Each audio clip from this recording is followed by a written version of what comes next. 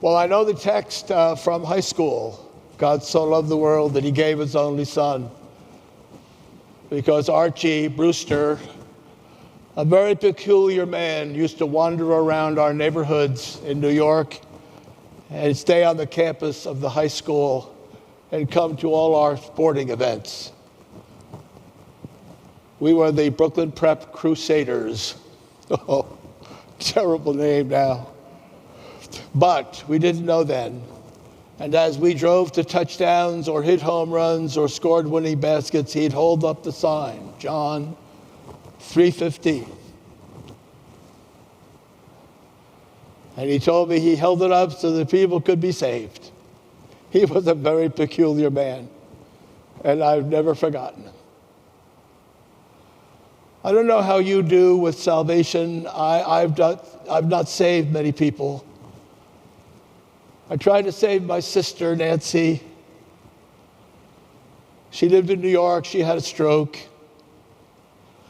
She was visiting Mary and I and the children. Susanna was 2 years old. Our son was just born. She loved them. She wanted to go back to New York for God knows what reason. So we took her back. I took her back on the plane, and I begged her, come back to Atlanta and live with us. That's all I'm asking. It's paradise for you. She said she think about it. There was nothing for her there. Nothing for her there. She'd think about it in a week or two, or a month or two, or whatever it was. And I flew back to Atlanta on a Saturday morning from LaGuardia, and it snowed. And we de-iced that plane twice. My flight was to leave at 8:30 in the morning. I got in at 11:30 at night to our house. I've not been very good at saving. My sister died that week.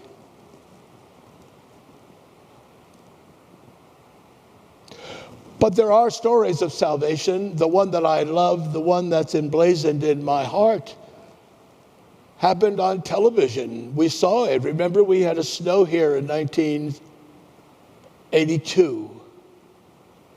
We didn't lose power.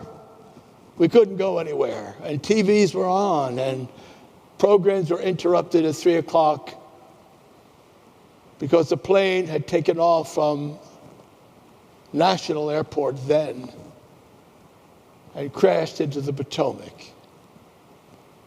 Flight 90, Atlanta to Fort Lauderdale, Air Florida. It had been de-iced twice. The airport had been closed, opened, and then was going to close again. They were out on the runway after the second de-icing. They were there for almost 48 minutes. The tower told them to come back in for another de-icing. The first officer said to the captain, if we go back in, we're never getting out of here. The captain said, you're right, let's stay here. They'll make us go. They were cleared, they got on the runway, they turned for the approach to take off. The first officer said, we got a lot of ice on these wings, Captain. I know it, was all he said. They never got the ground speed sufficient enough to get up. They got up enough to go over the bridge and then crashed into the Potomac River. And we saw it. And we saw salvation. Because on the tailpiece, there were 6 people clinging. And the park police had come with the rescue chair, and a man by the name of Arlen Williams took the chair and gave it to Kelly Duncan, and she went off. And it came back, and he gave it to Priscilla Tirado, and she went off. And it came back, and he gave it to Joseph Stiley, and he went off. And it came back, and he gave it to Patricia Fletch, and she went off. And he came down and he gave it to Pamela Landy. And she went off. And the rotors had churned up the water so that the tailpiece tipped and went under. And when the park police came back, he was gone.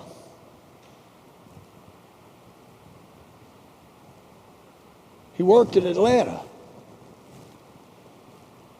for the Federal Reserve.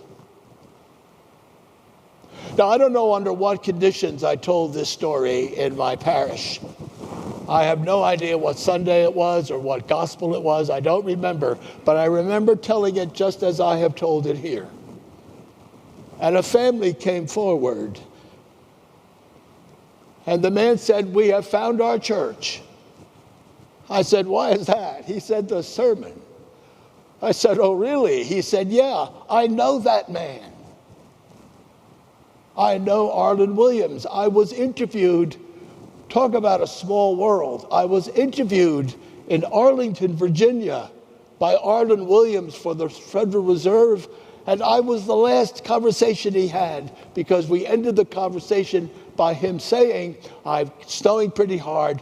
We've got to get to the airport." His name was Al Martin. His wife was Laura, and his daughters were Ginny and Megan. They're 40 years old now. Al Martin was everything in the parish. He was an usher. He did about anything you asked him to do. He was a lawyer on our school board. He was on our vestry.